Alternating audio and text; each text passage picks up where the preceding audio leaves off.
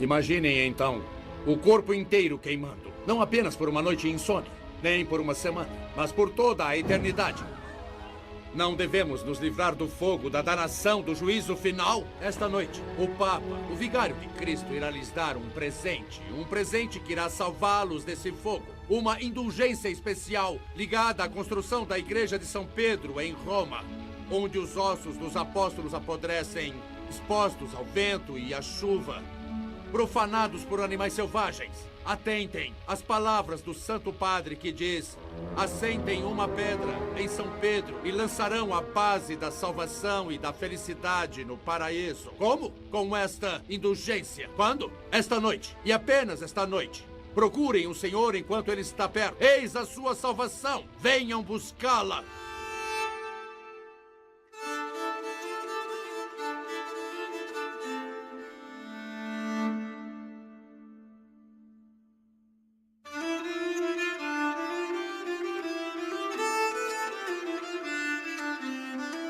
E aí galera, beleza? Meu nome é Fábio Martinelli, sou pastor e você está no Teolocast de número 1, nosso primeiro Teolocast. Sejam todos muito bem-vindos. E galera, esse projeto aqui, o projeto do Teolocast, é um projeto que já nasceu há muito tempo, mas a gente está colocando em prática agora e por um motivo muito especial, porque esse mês, o mês de outubro, hoje, dia 2 de outubro, nós estamos gravando esse podcast. Esse mês, como é um mês importantíssimo para nós, porque não é por causa do Dia das Bruxas, mas é por causa da Reforma Protestante. Então a gente decidiu começar agora e lançar agora, e a gente vai continuar em nome de Jesus esse podcast para sempre, até o fim de nossas vidas. Amém ou não amém? Bem, galera, eu tô aqui não solo, pero estou aqui com um amigo, um companheiro, uma pessoa que quero apresentar para vocês, Bruno Lorscheiter. E aí, Bruno, beleza, mano? E aí, Fábio, tudo bem? Finalmente, né? Estamos aí colocando em prática esse projeto tão aguardado, tão sonhado, tão planejado. Nem tão planejado assim, né? Foi mais no feeling, né? Foi mais no feeling, mas estamos aí. E é muito bom poder começar falando sobre esse assunto, né? Um assunto tão importante, tão essencial. É a Reforma Protestante, ainda mais nesse mês, 500 anos, comemorando 500 anos da Reforma Protestante. É uma data, sim, extremamente especial. E já que tudo é especial aqui, nós também temos um convidado especial. Dá um oi pra galera aí, nosso amigo Jonathan Vopers. E aí, Bruno, beleza? Tudo bem? Fábio, beleza? Agradeço aí pelo convite, pela oportunidade que a gente tem de compartilhar aí o conhecimento. Isso aí, valeu mesmo, cara. A gente que agradece aí a sua presença, sua augusta presença entre nós. E, gente, seguinte, ó, a gente vai começar hoje então fazer essa série sobre a Reforma Protestante por conta dos 500 anos da Reforma, né, como você já ouviu, e porque a gente tá muito triste também, né, galera? Eu tô muito triste, eu tô triste porque, bem, nós somos adventistas do sétimo dia e infelizmente eu estou vendo pouca movimentação nas igrejas sobre essa data, pouca gente, a gente acompanha muita gente aí no Facebook, muitas igrejas no Facebook, e a galera não tá se ligando nesse negócio da Reforma Protestante, que é tão importante pra gente, né, nós adventistas talvez deveríamos aí, né, abrir os olhos para isso, porque a gente diz, inclusive, que somos os continuadores da Reforma e não estamos estudando, não estamos aí vendo assim a igreja se movimentando e comemorando de maneira tão intensa quanto deveria comemorar, segundo eu penso. Eu não sei vocês aí se na região onde vocês estão a coisa está diferente, mas o que eu tenho visto aí de maneira geral que não, a gente não está vendo assim essa movimentação aí de estudar. Como que está aí no trabalho de vocês? Vocês estão tentando fazer alguma coisa, movimentar alguma coisa por aí? Sempre, né? Eu aqui, pra quem não me conhece, né? Sou professor de ensino religioso, Escola Adventista de Alvorada, aqui no Rio Grande do Sul. Então a gente trabalhou ali com os alunos da Reforma Protestante. Trabalho de formiguinha aí, né? Mas esperamos que esse podcast aí possa ajudar um pouco a dar essa movimentação, esse boom aí, né? Para as pessoas se interessarem sobre esse assunto.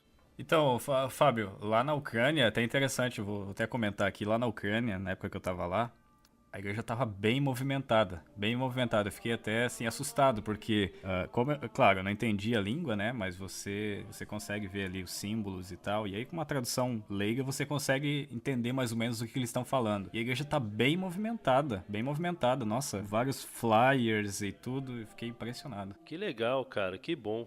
Então, a nossa ideia aqui é dar realmente esse impulso aí a isso.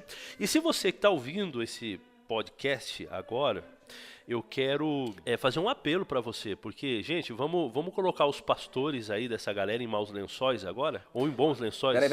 Peraí. Música de apelo. Música de apelo, então, música de apelo, vamos lá.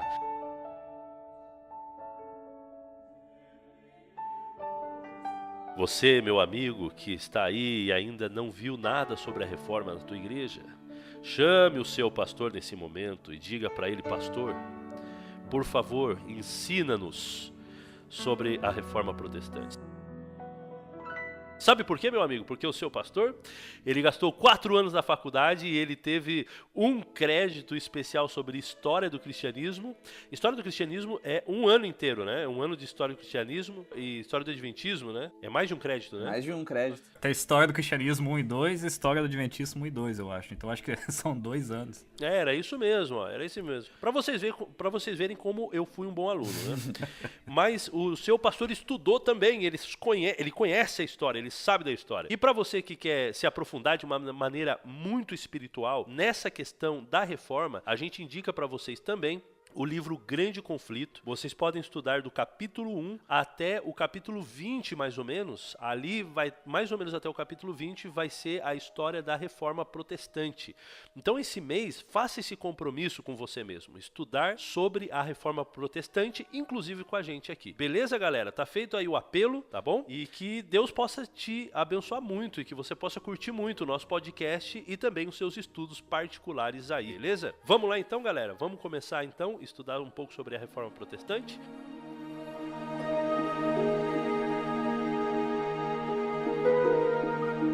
Martinho Lutero, que foi realmente o grande nome da Reforma Protestante, né, o grande treteiro da Reforma Protestante, ele encontrou uma igreja cristã em condições bem complicadas, não é verdade? Então você tem a igreja cristã no período de Martinho Lutero, uma igreja aí que tem um poder estatal enorme, que tem muito dinheiro, é muita grana que eles possuem, que está crescendo muito também e que está construindo muito também. Então é uma igreja extremamente forte. E você tem, doutrinariamente falando, uma igreja bem diferente da igreja, por exemplo, do 1º século, a igreja dos apóstolos. Você tem aí doutrinas muito estranhas à palavra de Deus dentro da igreja e sendo pregado de maneira assim aberta e também muito intensa. Bom, a pergunta que a gente faz é a seguinte: como é que a igreja, gente, chegou nesse patamar? Como é que essa igreja cristã, que antes era uma igreja pobre, perseguida, que tinha uma doutrina apostólica muito pura, como é que houve esse câmbio? O que eu quero fazer aqui é só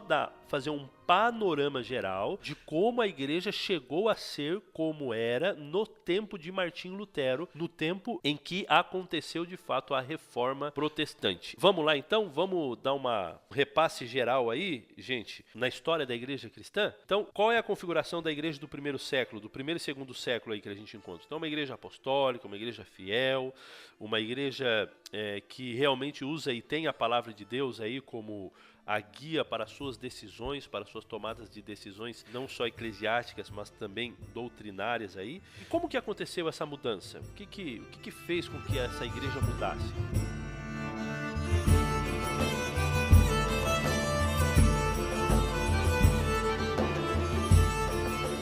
Dentre as várias coisas que a gente poderia colocar, os vários eventos aí que aconteceram na igreja cristã, a gente pode colocar aí a conversão do imperador Constantino. Então Constantino, ele foi uma figura muito importante para esse câmbio, para acontecer essa mudança assim tão drástica. E a conversão de Constantino, ela foi um tanto quanto interessante, não? Diz a história que na noite anterior à guerra, o Constantino, ele teve um sonho muito interessante, onde ele sonhou com as iniciais do nome de Jesus, eu acredito aí JC, e também estava escrito não, ele escuta uma voz que dizia: por esse símbolo vencerás. E aí ele, ao acordar, ele entende então que através do nome de Jesus ele ia vencer essa guerra. E ele manda pintar um símbolo com as iniciais do nome de Cristo nos escudos dos soldados e ele vai para a guerra. E o interessante é que ele vence essa guerra. Ele vence a guerra e ele se converte, então. Então, a partir daí, ele vai mudar, vamos colocar aí entre aspas, mudar de religião. Antes ele era pagão, ele era adorador do deus Sol, o Solis Invictus. Esse era um tipo de monoteísmo que foi, na verdade, instaurado aí por um outro imperador chamado Aureliano, que ele acreditava, não que ele acreditava que havia só um único Deus, mas ele acreditava que o Deus verdadeiro, o Deus de fato, o Deus mais poderoso, era esse tal de Deus Sol. Então, agora, o imperador Constantino, ele entra em Roma vencedor, e em vez de fazer, por exemplo, as firulas ali, as adorações aos deuses, ele não faz nada disso, ele adora esse único Deus que agora ele conheceu, chamado aí Jesus Cristo. E a partir daí vai acontecer um câmbio bem interessante na questão da igreja cristã. Por quê? Porque agora a igreja que antes era perseguida, ela vai começar a ter o poder, e ela vai ter o poder não, ela vai começar a ter o apoio do Estado. O Estado, a partir daí, vai começar a conceder à igreja alguns privilégios que antes a igreja nem sonhava ter. Por exemplo, os bispos, eles começam a ter poder de juiz das suas regiões, e as suas decisões tomadas ali em casos civis, elas têm de fato um poder jurídico, elas têm validade jurídica concedida pelo imperador. Em 313, ele vai escolher uma pessoa para estar ao seu lado, um bispo para estar ao seu lado como conselheiro. Ele também, a partir daí, começa a doar dinheiro para as construções de templos, de santuários, para os cristãos. Há também na história dizendo que ele dá ordens a Anulino, que é um governador de uma província da África, para isentar a igreja das obrigações civis.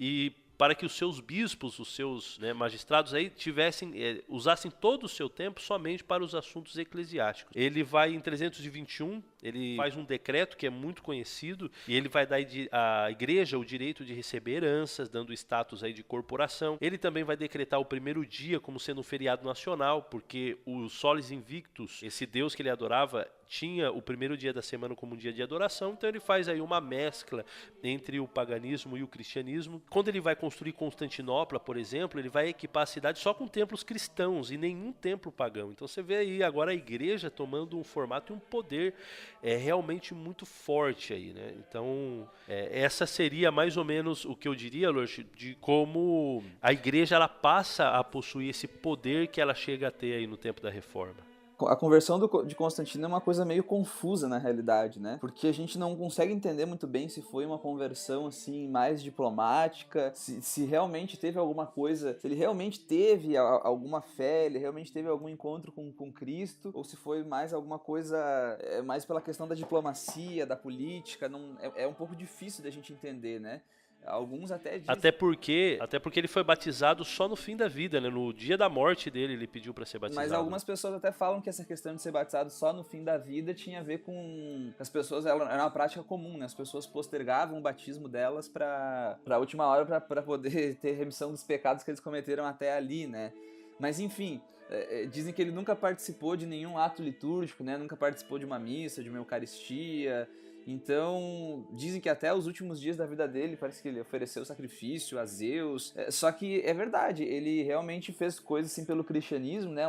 Podemos dizer assim, uma inclusão institucional do cristianismo, né, no Estado romano. Então não era mais uma seita perseguida. E aí diz que até com Constantino, claro, os pagãos, os sacerdotes pagãos, eles ainda tinham poder político. Foi acontecendo uma transição lenta, né, progressiva, e os cristãos começaram... Aí tem a questão de Constantinopla, né, que realmente é uma cidade totalmente influenciada pelo cristianismo, né, e aí os poderes que foram sendo acrescentados aos bispos, aí foi toda aquela mescla, né, tentando meio que fazer um meio de campo ali, tirando o paganismo um pouco de cena. Diz que ele tinha até algum desdém pelo paganismo e tudo mais.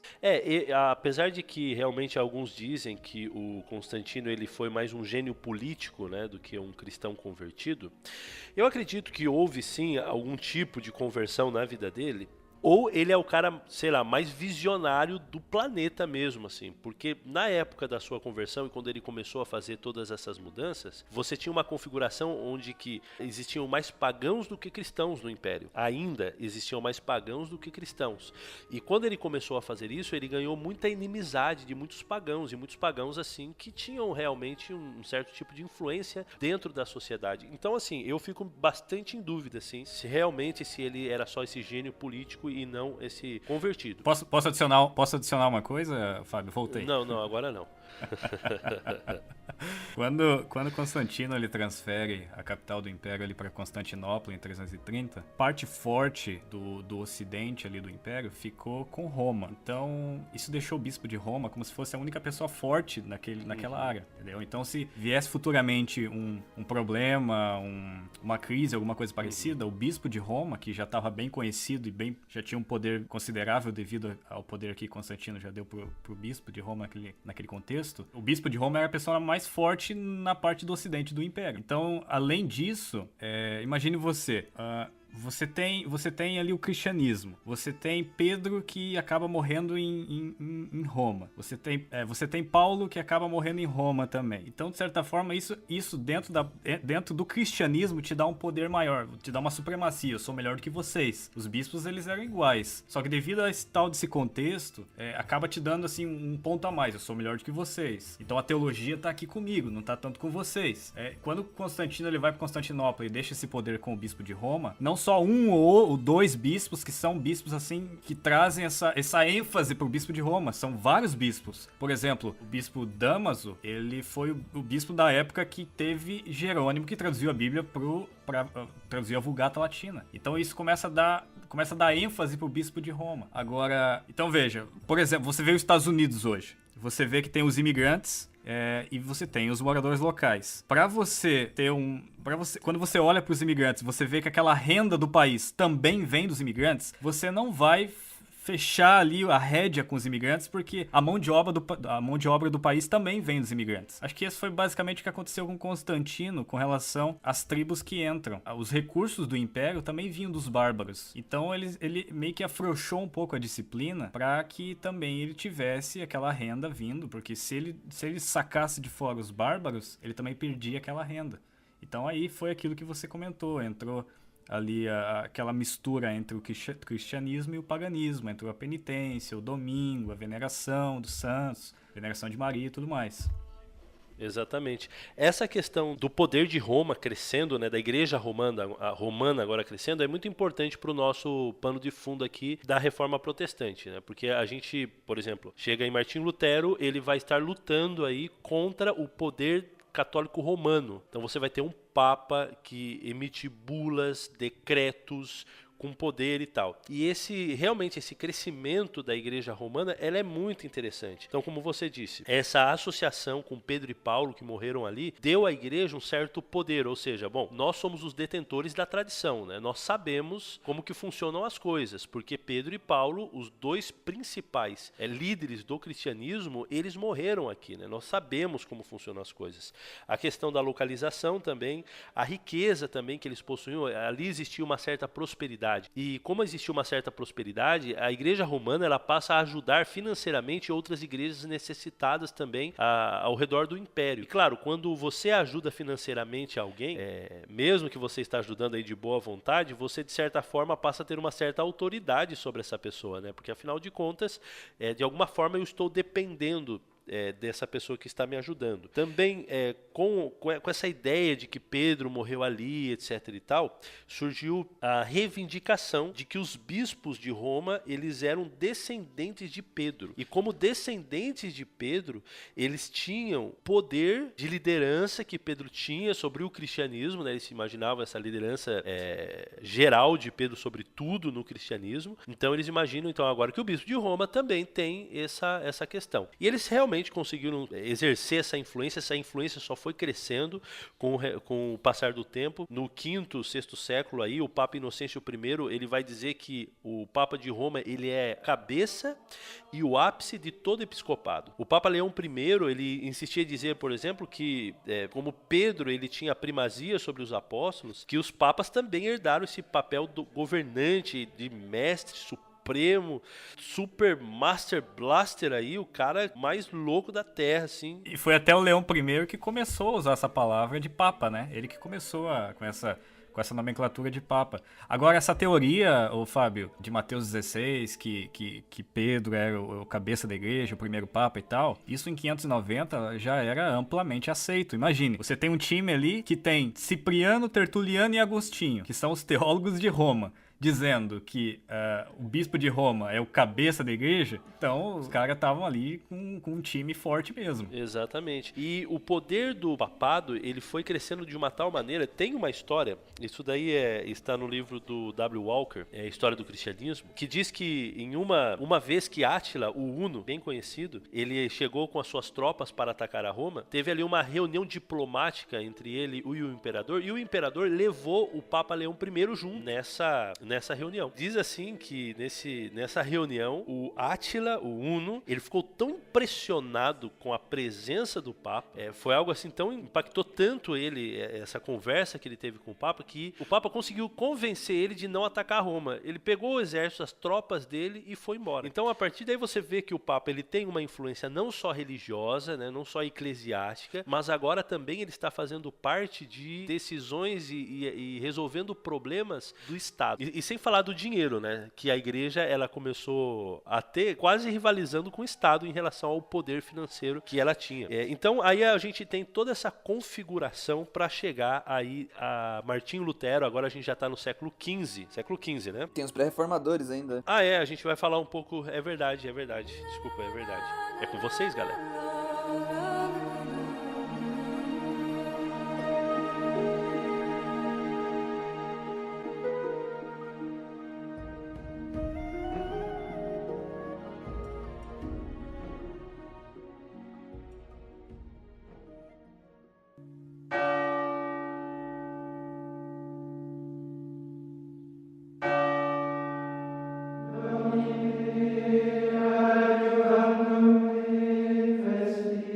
Eu acho que tem bastante coisa aí que a gente poderia falar, mas pelo tempo, né, pelo espaço, a gente vai ter que dar uma segurada. Dava pra falar do Gregório I, escolasticismo, mas eu acho que já que o assunto é reforma protestante, eu acho que a gente não pode chegar em Martinho Lutero sem antes falar dos pré-reformadores. Tanto algumas pessoas que foram importantes, como alguns movimentos que também aconteceram ali, porque a gente vê assim que a Reforma Protestante, Martinho Lutero ali no século XV, ela não foi um movimento que surgiu do vácuo, que surgiu do nada, assim, né? Teve algumas pessoas que já prepararam o caminho, vamos dizer, para essa explosão, né, da Reforma Protestante ali, esse movimento todo que aconteceu, que acaba sendo, a figura de Martinho Lutero acaba sendo proeminente. Mas você tem aí, por exemplo, alguns movimentos que já aconteciam na época, né? Você tem ali, esses movimentos todos mais ou menos na mesma época ali, né? Século XI, século XII, mais ou menos. Você tem os albigenses e os valdenses. Surgiram mais ou menos na mesma época. Dois movimentos que surgiram inicialmente na França, né? Os albigenses, por exemplo, eles tiveram uma proeminência muito grande ali, mais pelo sul da França. E eles já tinham uma questão que vem muito forte com Martinho Lutero depois, que era a rejeição da autoridade da tradição. Então, eles rejeitavam todas as bulas, todos os documentos emitidos, né, pelo papado, pela Igreja de Roma, eles rejeitavam a autoridade desses documentos. Então eles se opunham a algumas outras doutrinas romanas. Durante a Reforma Protestante, elas também são bem contestadas, que é a questão do purgatório, a questão da adoração de imagens, a questão do poder que era conferido aos sacerdotes, né, do excesso de poder que eram conferidos. Esse movimento dos albigenses não era um movimento perfeito, eles tinham alguns erros bem estranhos, assim, né, eles rejeitavam o Antigo Testamento, distribuíam somente o Novo Testamento para o povo, né, e eles foram, assim, um movimento que foi praticamente exterminado com o Papa Inocêncio III, né, numa cruzada. Esse movimento foi praticamente exterminado. Você tem um outro movimento, né, que são os valdenses, inicialmente chamado dos pobres de Lyon, porque foi um movimento que começou nessa região ali da França. Então, alguns falam que quem começou o movimento foi Pedro Valdo. Vários historiadores contestam isso, né, dizendo que Pedro Valdo foi uma pessoa proeminente, mas o movimento ele já existia antes, com esse nome, né, os pobres de Lyon, e aí depois Pedro Valdo, que era um comerciante muito rico, vendeu tudo que ele tinha, ele participou desse movimento movimento ele se tornou proeminente, e aí dizem que eles começaram a se chamar valdenses por causa disso, mas também essa versão é contestada. Mas enfim, era um movimento de pessoas que viviam ali na França e foi se espalhando, né? Eles ganharam vários adeptos, foram perseguidos, expulsos da França, e aí eles encontraram um abrigo na região ali da Cilícia,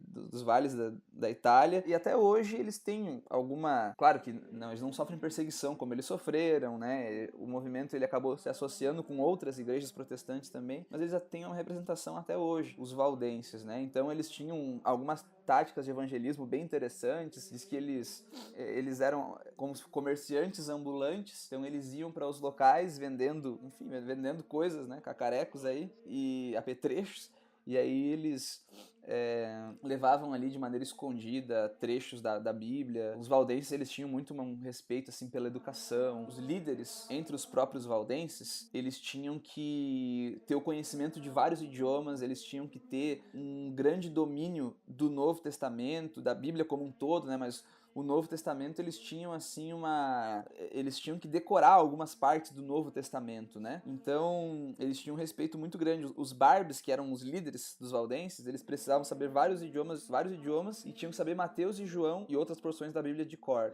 E eram pessoas que já eram pessoas cultas. Você tinha vários médicos, vários artistas, pessoas que tinham assim essa vocação pelo conhecimento e se dedicavam a isso. Aí você tinha os estudantes valdenses que iam para as universidades também camuflados e procuravam adeptos lá. Então são movimentos que vão preparando o caminho para a reforma protestante. E o legal é que essa fase embrionária aí da reforma protestante, ela tem algumas bases que a gente vai ver também nos reformadores, nos pré-reformadores e nos reformadores também, né? Que é o quê? A rejeição à supremacia de Roma. Então eles negam aí 100% essa ideia. Eles também vão tentar de alguma forma colocar a palavra de Deus na mão do povo. Então, para mim, são duas coisas aí, vão ser assim básicas para a reforma protestante, né? O fato de rejeitar essa autoridade de Roma e também tentar colocar a Bíblia na mão do povo comum, ensinar a Bíblia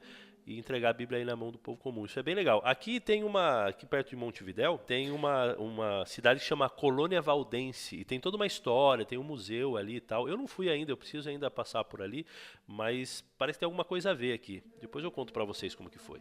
Os valdenses, eles tinham, eu acabei não falando, né, mas eles tinham muito forte essa questão de traduzir a Bíblia para o idioma do povo, porque a Bíblia, ela não era num idioma, o latim, né, era um idioma que o povo comum não falava.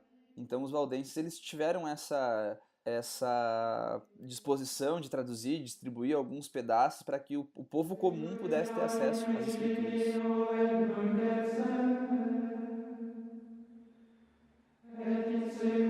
A história diz que devido ali ao pequeno cisma, né? Não o cisma de 54, mas o cisma entre Roma e Avignon, teve uma pessoa que se levantou contra, né, a esse cisma, porque imagine você tem ali um território que paga imposto e os impostos não eram baixos, né? E agora você tem duas bases, né? Você tem a base de Roma e tem a base de Avignon. Então você tem que pagar imposto para Roma e tem que pagar imposto para Avignon também. Então o teu imposto duplica. Imagine você pagando imposto hoje, pagar duas vezes aquilo que você já paga. Então esse foi um dos motivos para que algumas pessoas se levantassem, que, digamos assim, foi uma reforma externa, né? Para que se levantasse e fosse contra Roma. Claro, teve reforma interna também, que aí é a parte mais teológica. Acho que o primeiro nome que a gente pode levantar aqui e falar foi de Wycliffe, né? Wycliffe foi um professor de Oxford e também conhecido como estrela d'alva da Reforma. Entre o período de 1309 e 1439, você via que a igreja já estava acabada, quer seja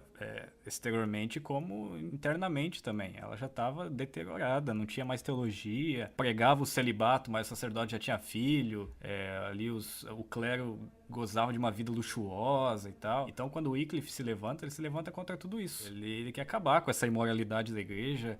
Imagine, você está pregando sobre a palavra de Deus, mas vive uma vida de imoralidade. Então ele se levanta para para ir contra essa hipocrisia da igreja, né?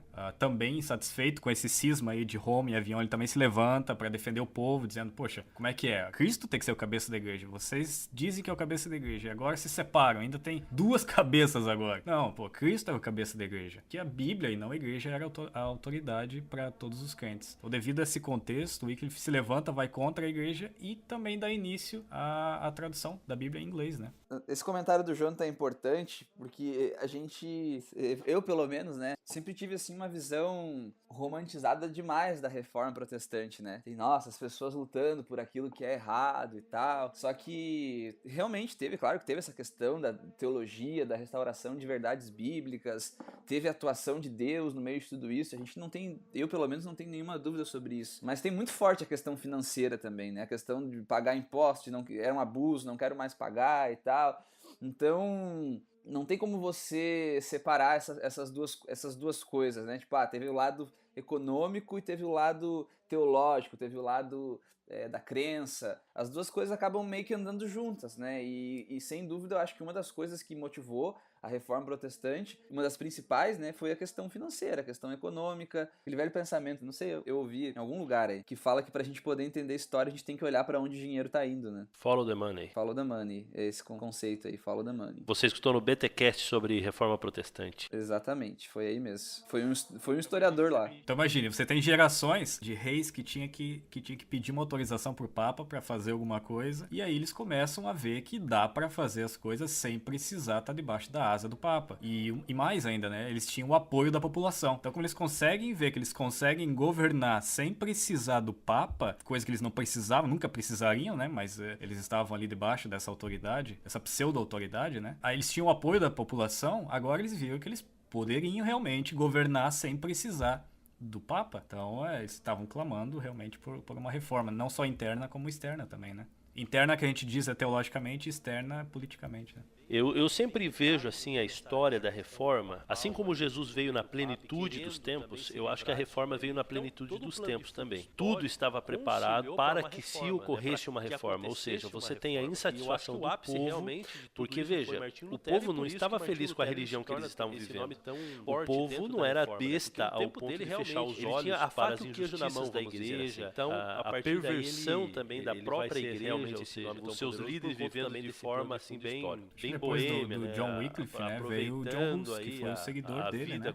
Depois de ouvir as mensagens de Wycliffe, ele também deu início à reforma, e aí os seguidores do Hus depois ficaram mais conhecidos como os taboritas, né? Agora, com relação ao Wycliffe ainda, ele deu início à sua mensagem, ali, à sua reforma, e após ele, teve um grupo também muito conhecido que continuou a pregação, que foram os Lollardos. Então, isso deixa bem claro que a reforma ela não se resume apenas a uma, duas pessoas e também a um grupo específico, mas ela, como foi comentado durante o podcast, a reforma não se resume a uma ou duas pessoas ou a um grupo, mas se resume a todo um contexto, a toda uma mensagem, a todo um desejo, a todo um feeling, né? Então tá vindo de um lado, vem do outro, Deus tá mandando, tá guiando, tá mudando. Então você vê que a reforma ela não se resumiu apenas a um evento específico, né? Como diz, vou falar da reforma, automaticamente vê o nome de Lutero. Claro, Lutero teve uma grande importância, né? Se não um dos mais importantes, mas a reforma não se resume só em Lutero, né? Imagina, a gente já tá aqui o podcast todinho e foi falar de Lutero só agora.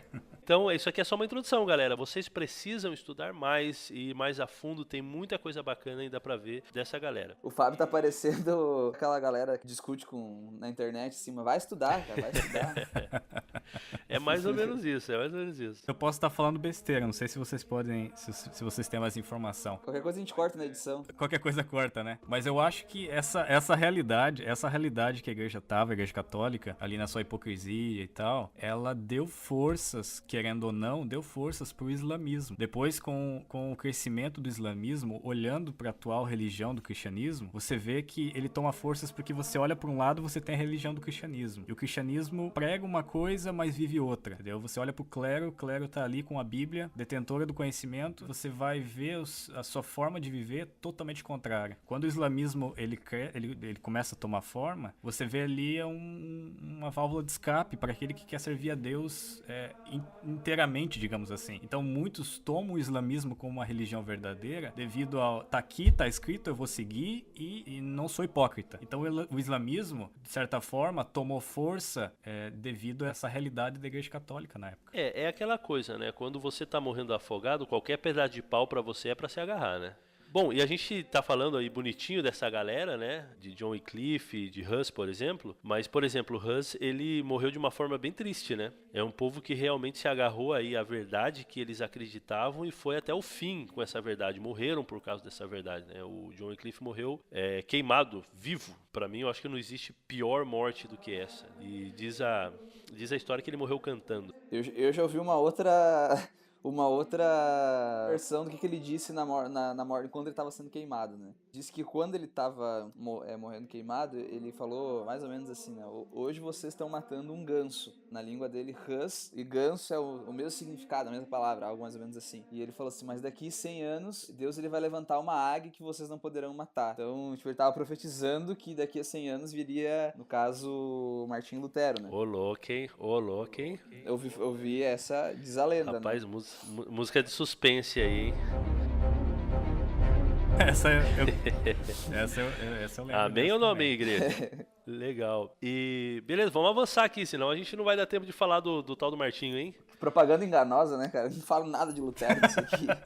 Poxa vida, reforma protestante sem Lutero. Aqui tem muita coisa mesmo, né? Infelizmente o tempo nosso é curto aqui, mas vamos embora, né? Se for pra demorar 1 hora nesse negócio aqui é tranquilo. Até porque o nosso podcast você não precisa parar tudo que você tá fazendo pra poder escutar, né? Enquanto você tá aí limpando a sua casa, caminhando, correndo e tal, você vai escutar o podcast andando de carro. Então não tem essa. Vamos avançando aí, vamos lá. Quem é o nosso próximo aí, pré-reformador? Jerônimo! Beleza, Jerônimo. Quem que pode falar de Jerônimo pra gente aí, de vocês aí? Fala aí, João. Eu não manjo muito de Jerônimo. O cara puxa o nome.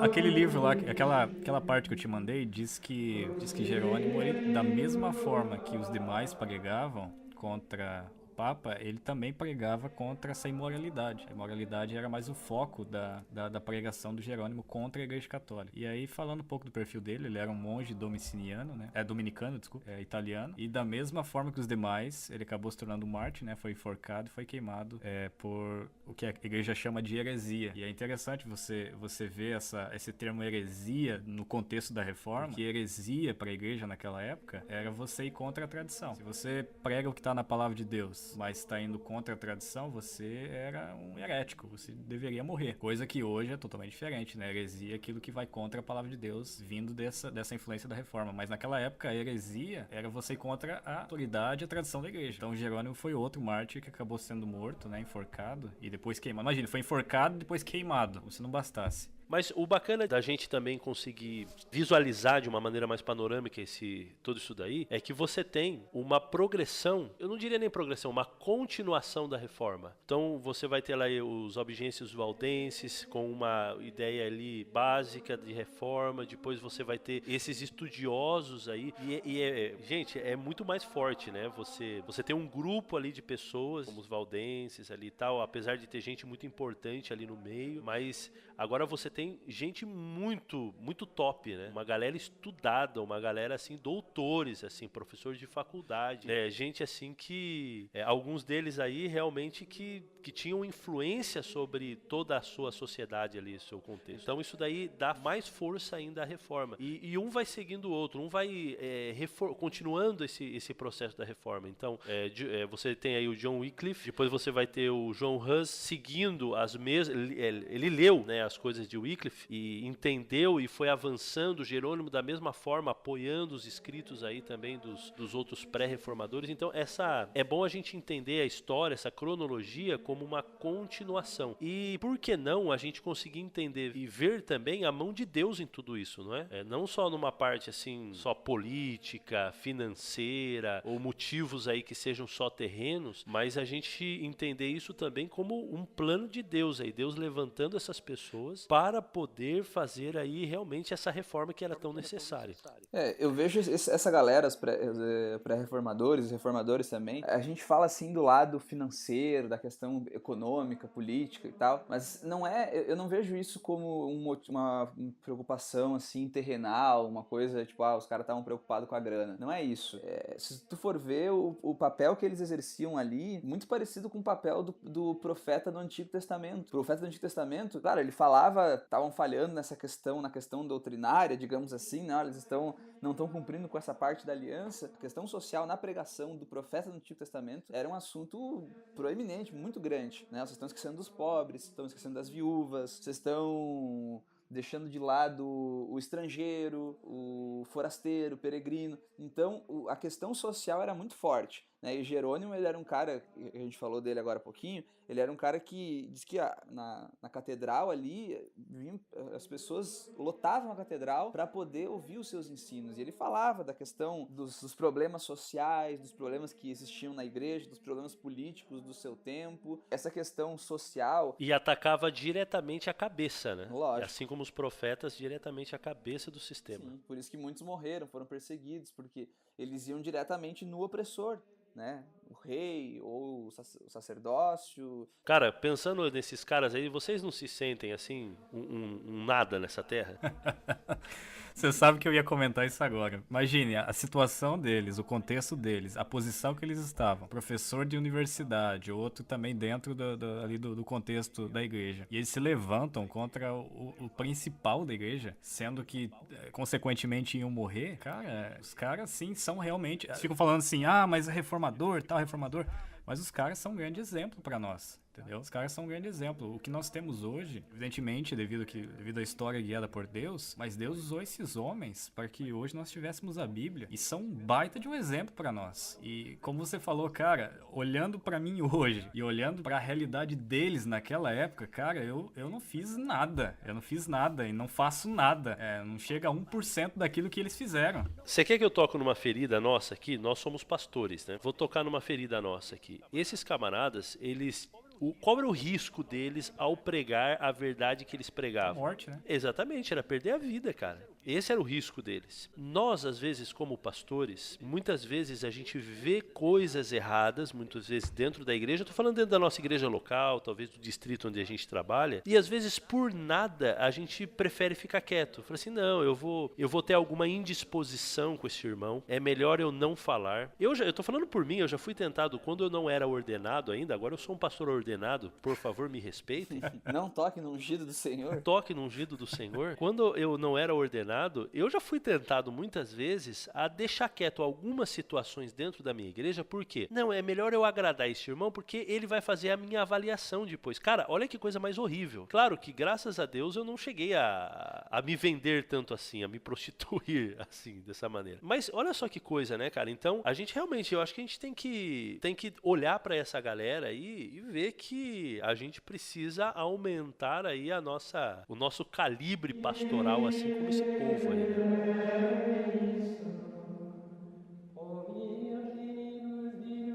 Galera, seguinte, então, infelizmente, o tempo passou e a gente não vai conseguir terminar. Infelizmente não, porque agora, em vez de um podcast, nós vamos ter 2 podcasts para essa semana. Então hoje, se você baixou quando a gente colocou no ar, exatamente quando colocamos no ar, que foi aí na sexta-feira, no dia 6/10/2017, às 18 horas da tarde, então agora você vai poder baixar a segunda parte deste mesmo episódio, tá? Teolocast número 1, parte 2, a Reforma Protestante, parte 2. Então aproveita aí, domingo às 18 horas já vai estar no ar a parte 2. Valeu, galera, a gente se vê.